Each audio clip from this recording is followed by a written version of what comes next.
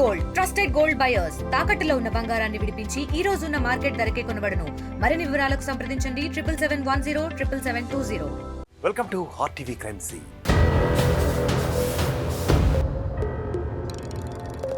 Meghalaya honeymoon murder తరహాలో తెలుగు రాష్ట్రాల్లో సంచలనం సృష్టించిన ప్రైవేట్ సర్వేయర్ తేజేశ్వర్ హత్య కేసులో భయంకరమైన నిజాలు ఇప్పుడు వెలుగులోకి వస్తున్నాయి. మృతుడి భార్య మాస్టర్ మైండ్ ప్రకారమే తేజేశ్వర్ హత్యోదంతం జరిపించినట్లు తెలుస్తోంది.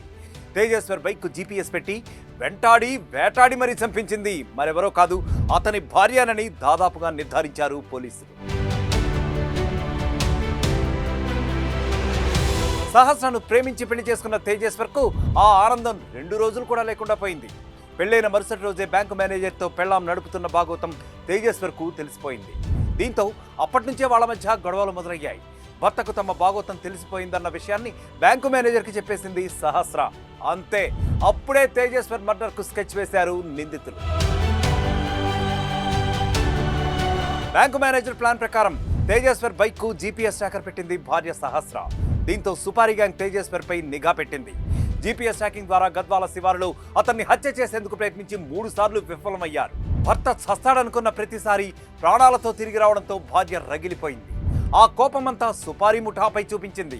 ఒక వ్యక్తిని కూడా చంపలేకపోతున్నారు, మీరేం రౌడీలంటూ వాళ్లను రెచ్చగొట్టింది సహస్ర చేసిన అవమానంతో తేజేశ్వర్ను ఎలాగైనా సరే సఫా చేసేయాలని ఫిక్స్ అయింది సుపారీ గ్యాంగ్.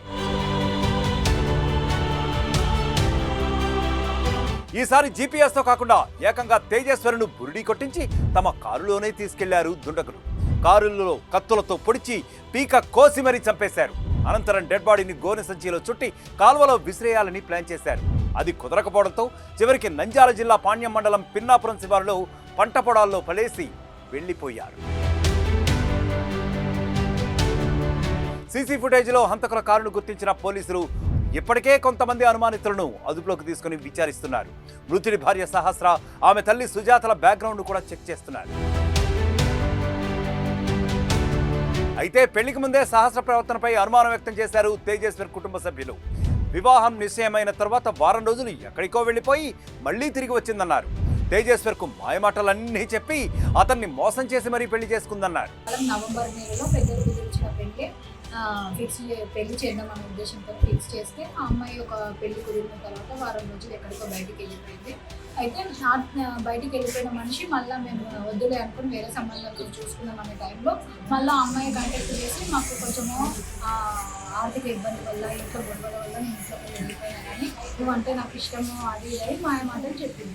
చెప్పేసరికి మా తమ్ముడు అవునా నిజమా కరెక్ట్ అయింది సరేలే మళ్ళీ తెచ్చుకొని చేసుకున్నాను అని అనుకునే ఉద్దేశంలో ఉన్నాడు. కానీ మళ్ళీ మా ఇంట్లో వాళ్ళు ఎవరు ఒప్పుకోలేదు. ఒకసారి వెళ్ళిపోయిన పిల్లను ఏ కారణంతో నమ్మి చేసుకోవాలని ఎవరు ఒప్పుకోకపోయేసరికి ఇంకా అమ్మాయి మా తమ్మునికి ఏమేమి బ్రెయిన్ వాష్ చేసిన మాటలు మాట్లాడింది. మాకు కొన్ని కాల్ రికార్డ్స్ కూడా వినిపించినారు. ఈ అమ్మాయికి ఆ బ్యాంకు మేనేజర్కి వివాహేతర సంబంధం ఇది.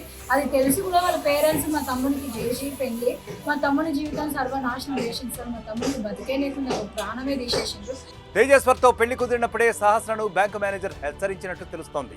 సహస్రను తానే వివాహం చేసుకుంటానని నమ్మించి కొన్ని రోజులు తన ఇంట్లోనే పెట్టాడు. అయితే అతని భార్య ఎదురు తిరగడంతో సహస్రను వదిలేశాడు. ఆ తర్వాతే తేజేశ్వర్ను సహస్ర పెళ్లి చేసుకుందని మృతుడి బంధువులు చెబుతున్నారు. ఒక మేనేజర్ దగ్గర స్వీపర్గా వర్క్ చేస్తుంది. దాని ద్వారా దాని కూతురు కూడా తగిలించింది ఈ దరిద్రాన్ని. అది వానితో అటాచ్ అయ్యి వాళ్ళ దగ్గరికి వెళ్ళి ఆల్రెడీ వానికి ఇంతకుముందే పెళ్లి అయిపోయింది.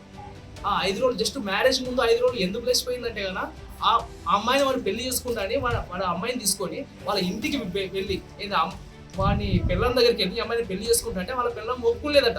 లేదు 100% నేను కేసు వేస్తా, నీ జీవితం నాశనం అయితే చూడు ఇష్టము, నువ్వు వాడిని ఇలాగని పెళ్లి చేసుకుంటే కొంచెం గట్టిగా వార్నింగ్ ఇస్తుందంట వాని పెళ్ళం. అప్పుడు వీడు అమ్మాయిని తీసుకొచ్చి ఒక రూమ్లో పెట్టుకొని ఒక 5 రోజులు అమ్మాయితోనే గడిపి దాని తర్వాత నాకు సంబంధం లేదు వెళ్ళిపోయి చెప్పి అంటున్నాడు. అప్పుడు మా దగ్గర తగులిపోయింది. అసలు ఏది అర్థం ఆడదా లేకపోతే అర్థం కాదు. ఇట్లనే ఉండేదా ఒక అమ్మాయికి ఉండాల్సిన లక్షణం ఒక్కడు కూడా లేదు ఈ పిల్లకి. తేజేశ్వర్ హత్య కేసు విచారణ వేగవంతం చేసిన పోలీసులు అన్ని కోణాల్లో దర్యాప్తు చేపట్టారు. హత్యకు సుపారీ ఇచ్చిందెవరు, ఎంతమంది వచ్చారు, తేజేశ్వరును వాళ్ళకి పరిచయం చేసిందెవరు, ఇలా అనేక అంశాలపై పలు బృందాలుగా విడిపోయి ఎంక్వైరీ చేస్తున్నారు పోలీసులు. ఇప్పటికే పలువురు అనుమానితులను అదుపులోకి తీసుకున్న పోలీసులు 1-2 రోజుల్లో ఓ కొలిక్కి తీసుకొచ్చే అవకాశాలు కనిపిస్తున్నాయి. ఇక మరొక క్రైమ్ స్టోరీతో మళ్ళీ కలుద్దాం. Until then stay clicked on RTV. India Pakistan తాజా అప్డేట్స్ కోసం డౌన్లోడ్ చేసుకోండి RTV లైవ్ యాప్.